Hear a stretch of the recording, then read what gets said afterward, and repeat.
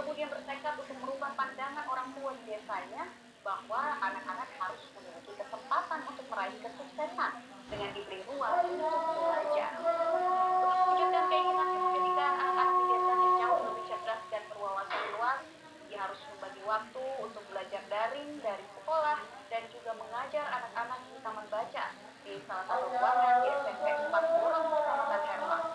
Semenjak COVID-19 melanda, taman baca ini hanya dilakukan 2 kali seminggu, yakni pada Sabtu dan Minggu. Jadi belajar mengarahkan buku sama apa nih, apa yang dibaca. Nah, mengenal lebih jauh sosok remaja tangguh yang peduli literasi ini, sudah terhubung bersama kami Hilyatul Aulia Syahrul atau yang akrab disapa Ila. Hai Ila, selamat siang. Halo Mbak Nila. Wah, inspirasi sekali nih, kamu rela jauh-jauh menempuh jarak 30 kilometer untuk ke taman baca sekedar ingin mengingatkan kembali mengenai bahaya pernikahan dini kepada anak-anak yang ada di desa kamu. Bisa ceritain nih, Ila, awalnya kamu tergerak untuk membangun taman baca dan mengedukasi tentang literasi pernikahan ini seperti apa sih ceritanya? Awalnya karena aku dari keluarga di mana aku tuh didukung untuk terus belajar gitu. Oh, giat belajar, kamu harus rajin sekolah kayak gitu kan. Nah, di desaku juga sering terjadi pernikahan anak. Jadi suatu hari ada teman kelasku waktu aku masih SMP itu dinikahkan sama orang tuanya gitu. Terus aku tanya iseng kan, tanya ke kakaknya, kok teman saya ini dinikahkan gitu loh. Terus dia bilang bahwa percuma nih disekolahin gitu. Tambah bodoh aja tuh karena kalau disekolahin. Karena emang temanku ini cerdas tapi agak bandel-bandel dikit gitu kan, Mbak. Nah, akhirnya aku mikir, oh kayaknya ada yang salah nih, karena di keluarga sendiri aku sering diajarin bahwa menikah dini tuh agak bahaya kalau misalnya, apalagi kalau tidak dibekali dengan pendidikan mengenai pernikahan itu sendiri. Jadi akhirnya aku mikir, oh apa ya yang aku bisa lakuin untuk teman-teman sebaya aku, karena kayak ya kalau usia SMP tuh yang harusnya kita nongkrong sama teman-teman itu tiba-tiba dinikahin sama orang tuanya tuh kayak agak aneh gitu kan, dan miris juga gitu. Jadi karena aku kebetulan suka baca dan menurutku membaca itu penting, jadi aku punya inisiatif untuk membuat taman baca. Ya, berdasar dari pengalaman pribadi teman sebayanya sendiri yang sudah dinikahkan oleh orang tuanya, ternyata miris ya, di sana masih banyak pandangan orang tua terhadap pernikahan dini yang terjadi di sana. Nah, kalau Ila sendiri melihatnya seperti apa nih, semangat gitu ya, semangat dari anak-anak di taman baca yang kamu dirikan?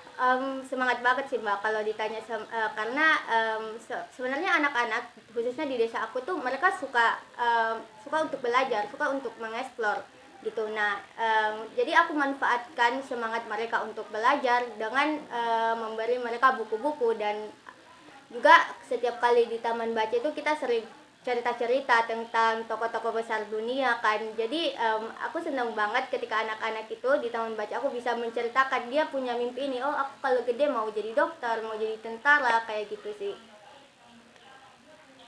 Termasuk juga cerita-cerita tentang bahaya pernikahan dini ya, mungkin Ila sampaikan. Seperti apa sih yang sering Ila sampaikan supaya anak-anak ini kemudian bisa gemar membaca, membuka wawasan mereka begitu, dan juga edukasi terkait bahaya pernikahan dini? Sebenarnya kalau mengedukasi pernikahan dini itu dilakukan secara tidak langsung gitu. Jadi aku mendorong mereka, anak-anak ini atau khususnya untuk anak-anak perempuan, untuk punya tujuan gitu. Jadi kayak kita tuh harus belajar gitu. Kita harus, karena kan anak-anak biasanya termotivasi untuk jadi cerdas ya, pinter gitu kan. Jadi kita harus belajar, kita harus banyak baca buku gitu. Jadi pelan-pelan untuk membangun pola pikir mereka yang lebih luas gitu. Jadi aku ingin menyisipkan sedikit kemampuan untuk berpikir kritis sebenarnya gitu. Jadi gimana dia bisa punya tujuan dan bisa memiliki wawasan dan mampu mengolah informasi yang ada di sekitar mereka. Keren. Nah, kalau orang tua dukungan atau supportnya seperti apa nih, um, Ila? Awalnya ibu saya tuh agak bingung gitu kan, karena kayak kenapa kamu itu harus ngajarin gitu kan, belajar untuk diri kamu aja gitu sendiri. Tapi karena emang nggak dilarang juga kan, cuman sering dinasihatin kayak gitu. Jadi akhirnya karena aku emang suka untuk ketemu sama anak-anak, jadi ya aku lakuin aja. Jadi akhirnya orang tua mendukung, mensupport selama kegiatan itu positif ya lah ya.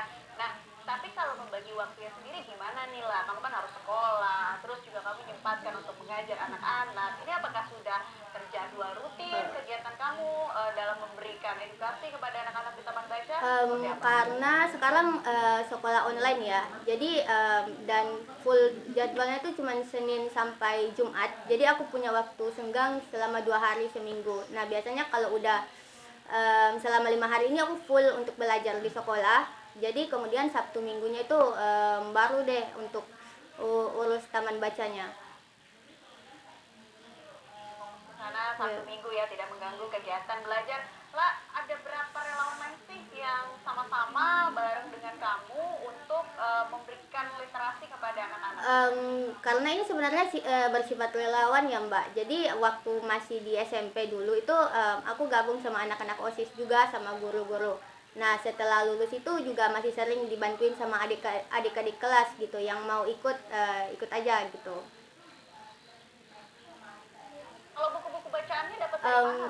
Pertama itu waktu aku dulu sempat ikut Sabang Merauke, salah satu program pertukaran pelajar untuk anak-anak di Indonesia. Nah di sana itu kita tinggal sama orang tua angkat kan, ada orang tua angkat di Jakarta dulu.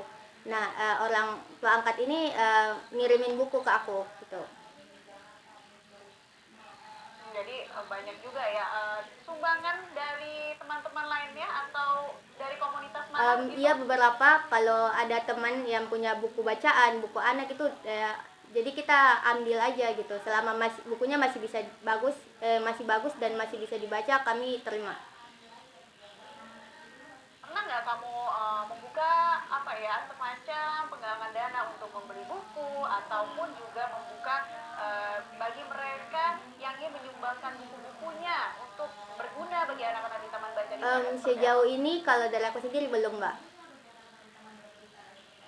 Karena sejauh ini untuk kayak open donasi itu belum, tapi sekarang kerjasama sama dinas perpustakaan di Bulukumba, jadi nanti disuplai bukunya. Ya, semoga semakin Ya banyak amin ya Mbak.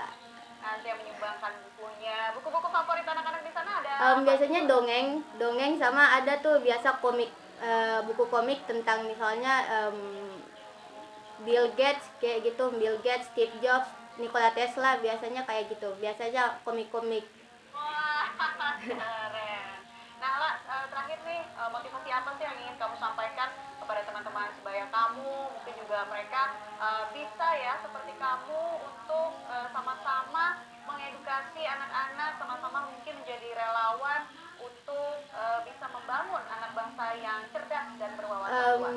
Aku cuma pengen bilang, karena banyak yang mikir bahwa membuat perubahan itu susah gitu. Jadi banyak yang berpikir bahwa kalau kita ingin membuat perubahan itu harus dampaknya banyak banget gitu kan, kayak luas gitu kan. Tapi menurutku untuk menjadi seorang pembaru itu bisa dimulai dari diri kita sendiri aja gitu. Jadi dimulai dari diri kita sendiri, lingkungan keluarga dan lingkungan teman-teman kita gitu. Jadi sebenarnya apalagi dunia ini kan kayak cepat banget, pesat banget kan perubahannya. Jadi mau tidak mau kita harus beradaptasi dengan perubahan-perubahan ini. Jadi lagi pula seperti kutipan yang sering saya ucapkan dari Samratul Langit, bahwa manusia itu hidup untuk menghidupkan manusia lainnya.